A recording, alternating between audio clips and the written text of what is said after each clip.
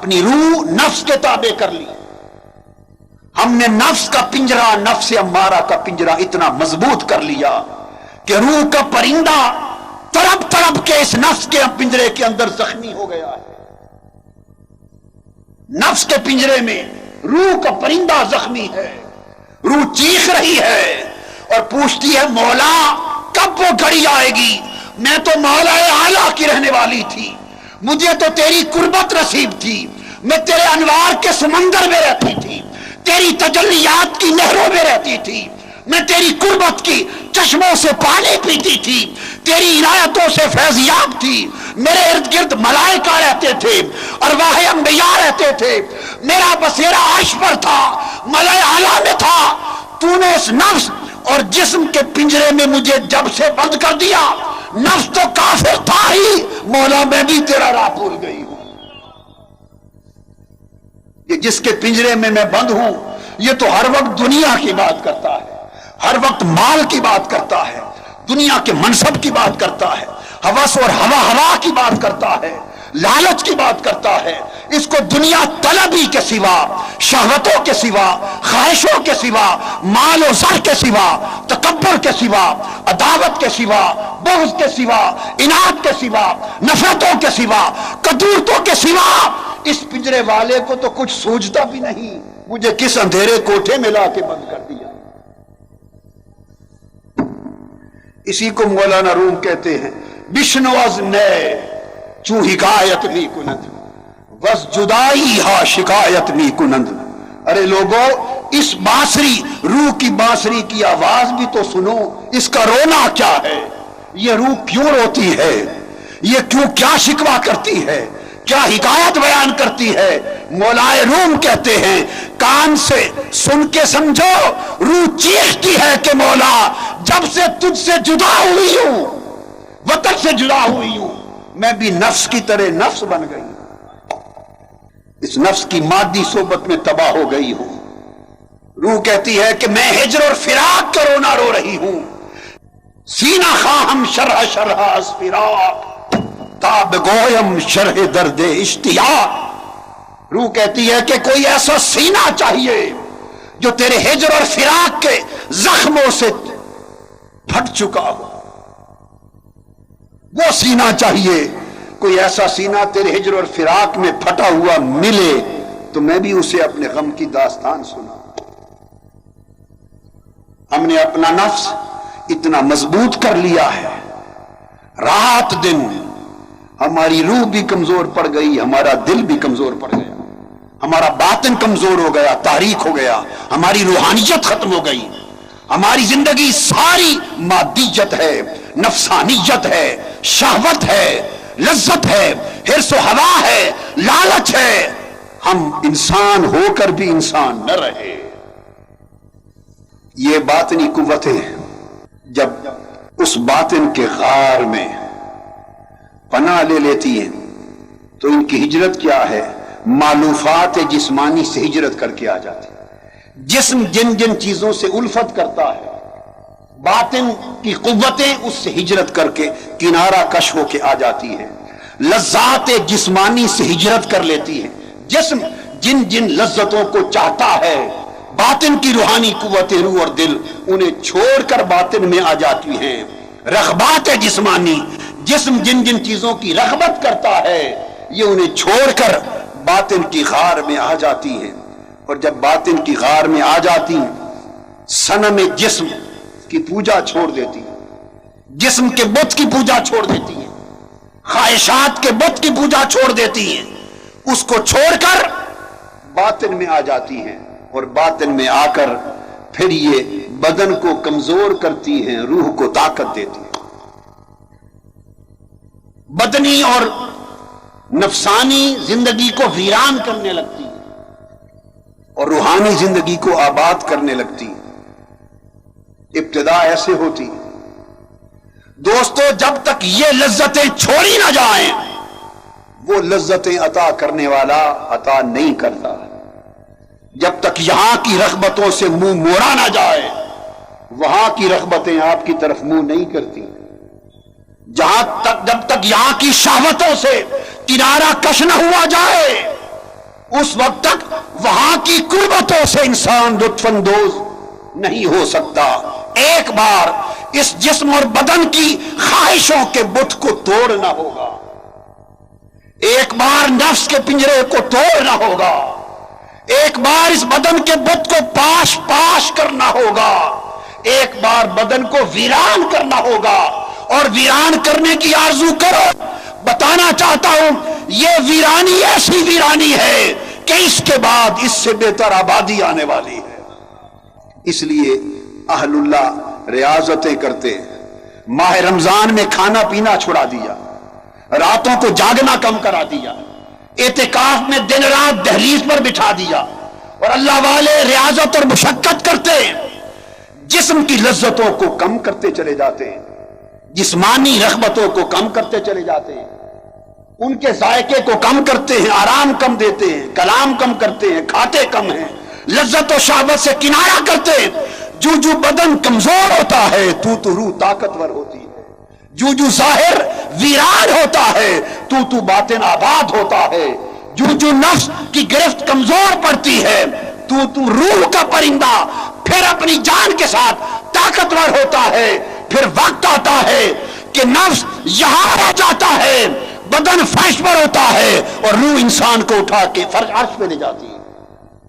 جس طرح نہروں میں مٹی بھر جاتی ہے, مٹی بھر جاتی ہے تو نہر میں پانی کم ہو جاتا ہے, جو مٹی بھر جاتی ہے تو پانی کا بہاؤ کم ہو جاتا ہے. آپ کیا کرتے ہیں؟ آپ بل صفائی کرتے ہیں. وہ بل صفائی کیا ہے؟ نہروں کی زمین کو توڑنا, ہل چلاتے ہیں, اکھاڑ دیتے ہیں, ویران کر دیتے ہیں. اس کے لیے پانی کو پہلے روک دیتے ہیں, ایک بار پانی کو روکنا پڑتا ہے. نہر کو پیاسا کرتے ہیں, اس کو خشک کرتے ہیں, پھر اس کی مٹی کو اکھاڑ پھینکتے ہیں. لوگ لگ جاتے ہیں مٹی اکھاڑنے کے لیے, نہر کا حلیہ بگاڑ دیتے ہیں. مگر جب اس کا سارا حلیہ بگاڑ چکتے ہیں تو پھر ہوتا کیا ہے؟ نہر کا پیٹ کھل جاتا ہے, اور جب نہر بل صفائی کے بعد تیار ہوتی ہے تو پھر دوبارہ پانی چلایا جاتا ہے, اور وہ پانی پھر فصلوں کو پہلے ضائع جاتا تھا, فصلوں کو سیراب کر. باطن کی نہر کو آباد کرنے کے لیے بھی اسی طرح پہلے اس کو غیر آباد کرنا پڑتا ہے. جس طرح زمین میں پہلے ہل چلاتے اور ہل چلا کر زمین کی مٹی کو نکال دیتے, اس زمین کے سینے کو تکلیف دیتے, اس کو ضرب دیتے, زمین کے سینے کی سرجری کرتے, اس کو توڑ پھوڑ کرتے, اور اس کو زمین کا حلیہ بگاڑتے ہل چلا کر, اس کے بعد وہ اس قابل ہوتی ہے کہ پھر کوئی اعلیٰ میوے پھل کا فصل کا بیج بویا جاتا ہے. جب تک زمین کا سینہ چیرا نہ جائے بیج ڈالا نہیں جاتا. چیرے بغیر بیج ڈال دے تو بیج کے ڈھیروں کے ڈھیر پڑے رہ جائیں گے, اس میں سے پھل نہیں اگے گا, پودا نہیں اگے گا, فصل نہیں ہوگی. تو فصل اگانے کے لیے بیج کا ڈالنا ضروری ہے, اور بیج کے ڈالنے کے لیے زمین کو ایک بار ویران کرنا ضروری ہے. دوستو, نفس کے غلبے سے, شہوتوں نے, حرص و ہوس نے, ہوا نے, دنیاوی خواہشوں نے, مادہ پرستی نے ہمارے باطن کی نہر کو اتنا آلودہ کر دیا کہ اس میں مولا کے فیض کا پانی اب نہیں آ رہا, کم ہو گیا ہے.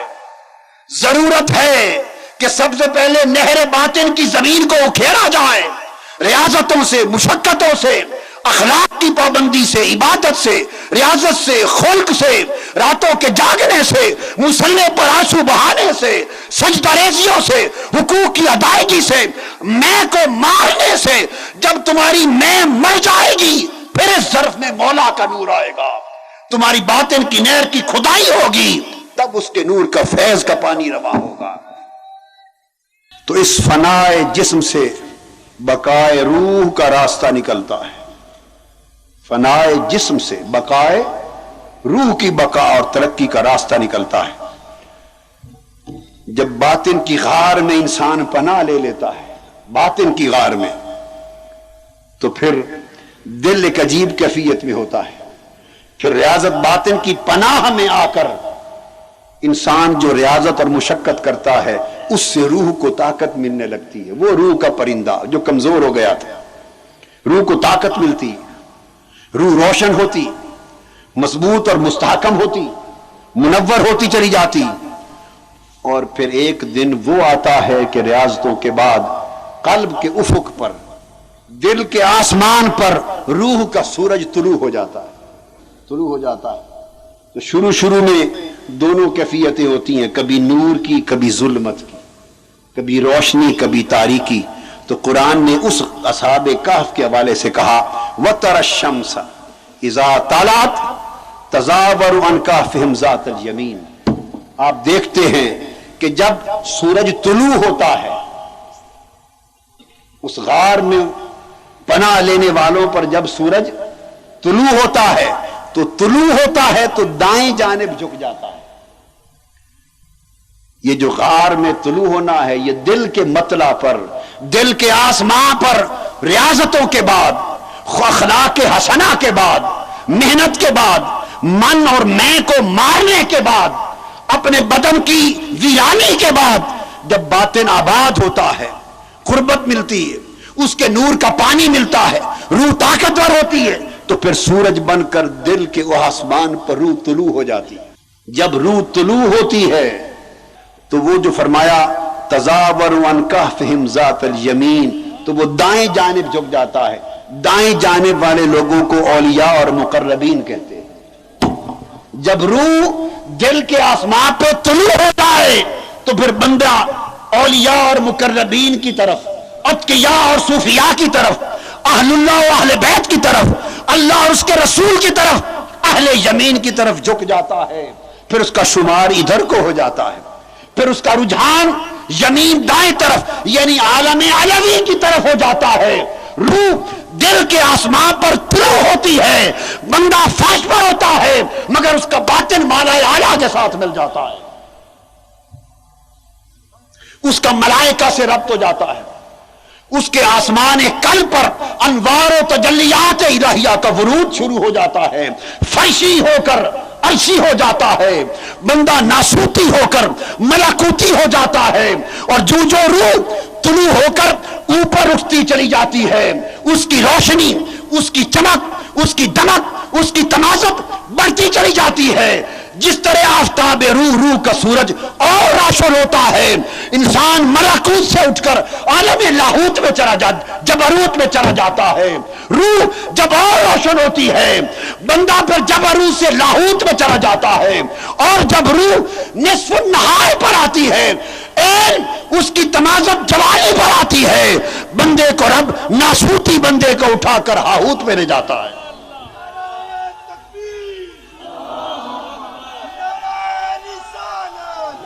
اس وقت وہ بندہ ہو کر رش کے ملائک ہو جاتا ہے، اس کی بشریت رش کے نورانیت ہوتی ہے، بندہ مسجود آدم ہوتا ہے، اور وہ طالب مطلوب بنا دیا جاتا ہے، وہ محب محبوب بنا دیا جاتا ہے، وہ مرید مراد بنا لیا جاتا ہے، وہ خاکی نوری بنا دیا جاتا ہے.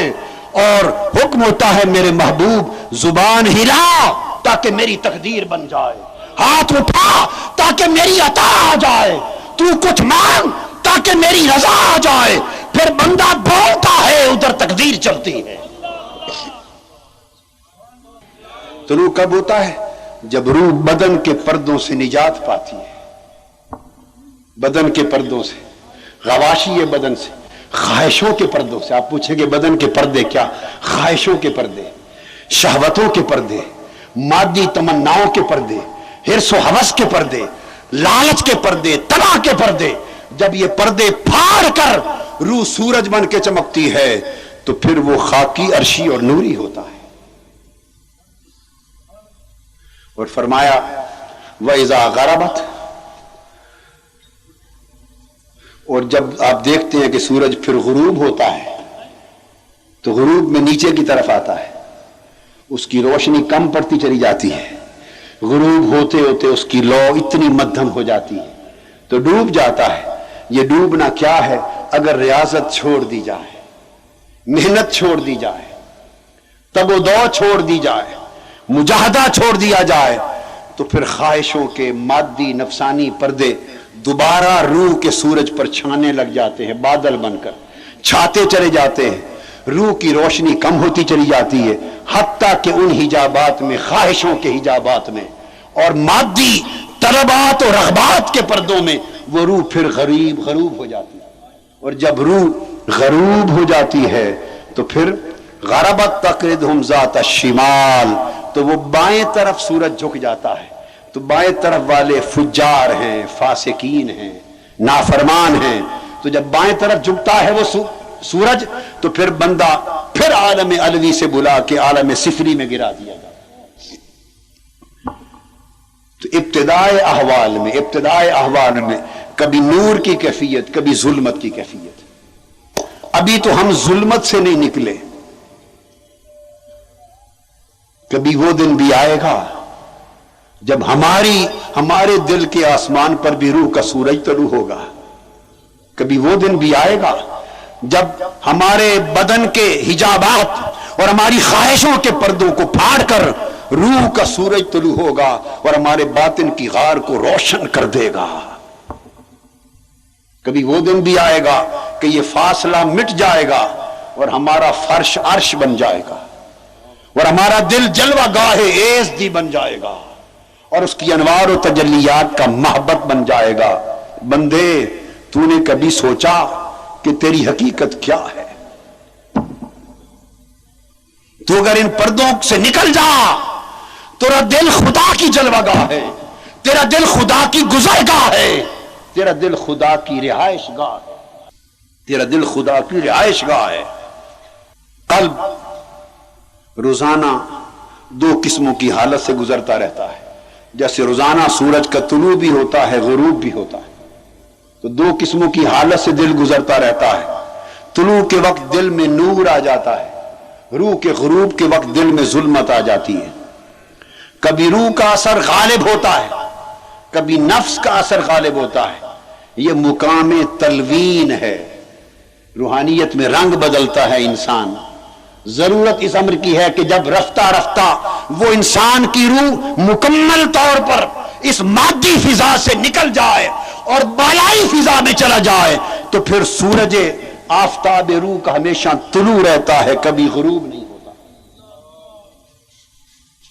آپ نے کبھی سفر کیا ہو ہوائی جہاز کا، اور ہوائی جہاز تیز رفتار بڑا جہاز بہت اونچا چلا جائے، بہت اونچا چلا جائے، کنکورڈ پہ سفر کریں، بہت اونچا چلا جائے، تو اس فضا میں جب اونچا جاتے ہیں تو وہ سورج جو ہر روز یہاں طلوع بھی ہوتا ہے، غروب بھی ہوتا ہے، اسی مادی کائنات کی فضا میں وہ بلندی آتی ہے کہ جب آپ اس مادی فضا کی بلندی پر جاتے ہیں تو سورج کا غروب ختم ہو جاتا ہے۔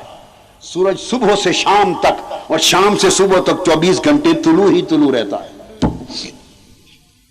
تو پتہ چلا کہ آپ بلندی پر چلے جائیں تو غروب ختم ہو جاتا ہے، اور پستی پر رہیں تو غروب رہتا ہے۔ بندے، کوشش کر کے تو بھی اس روحانی پستی کی فضا سے نکل جا۔ کیسے نکلے گا؟ اس روحانی پستی کی فضا سے نکل جا۔ اپنی محبتوں کا رخ دنیا کی طرف کرنے کی بجائے مولا کی طرف کر لے، چاہتوں کا رخ دنیا کی طرف کرنے کی بجائے پہلے آخرت کی طرف کر لے، پھر تو بلند ہوگا، اور پھر بلندی میں اس مقام پر پہنچ کر تجھے کہا جائے گا اب اپنی چاہت کا رخ آخرت کو بھی چھوڑ کر صرف میری طرف کر لے۔ اللہ پھر ہدایت کرتا ہے، فرمایا کوئی اس طرف اگر آ جائے، چل پڑے تو ہدایت ملتی ہے۔